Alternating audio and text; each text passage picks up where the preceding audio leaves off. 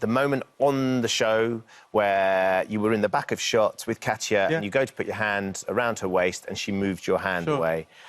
It's a bizarre little moment. It's a little vignette of the relationship between you and Katya, but didn't look great when you're sitting at home watching going, oh, that's a bit strange. Can you understand why people sort of got confused by that? I totally understand that, and I apologise. I don't want to sit here today coming across as a victim, because I'm not. I totally understand why people were upset by that, and I get it. But, again, it was... Look, I'm naive then, if I'm anything, right? Because Katya says to me, look, have you seen people are just saying on Twitter and... Instagram or TikTok or all of this, that...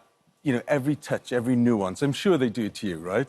Oh, Ben put his hand on your shoulder. Oh, they're not getting on today. She's turned her back on him, all of that, right? These amateur body language experts. So Katya said to me, right, you put your hand on my waist, I'll move it back, we'll see if anybody picks it up. And boy, did they pick it. In fact, she drags me. You said we're in the background. She drags me. She said to me, let's get down the front to make sure everybody sees it. So we're down the front.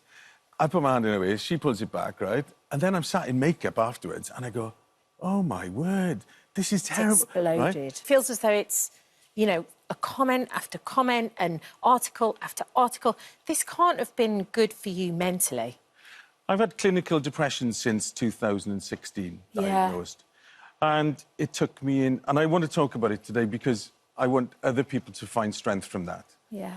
It took me into the darkest spot of my life. I'm sure it When would. the headlines keep coming and coming and coming, and you must have been there yourself, when something gets picked up and it just doesn't stop. And I was at my lowest ebb. I wanted to end my life. I would have if I hadn't been surrounded by people. At one point, one of the newspapers was so relentless. I remember saying to my girlfriend, I have to kill myself. I have to, because this is what they want now. They just want me to kill. The same people that were writing Be Kind a few years ago are still relentlessly going after you day after day after day. And that is exhausting.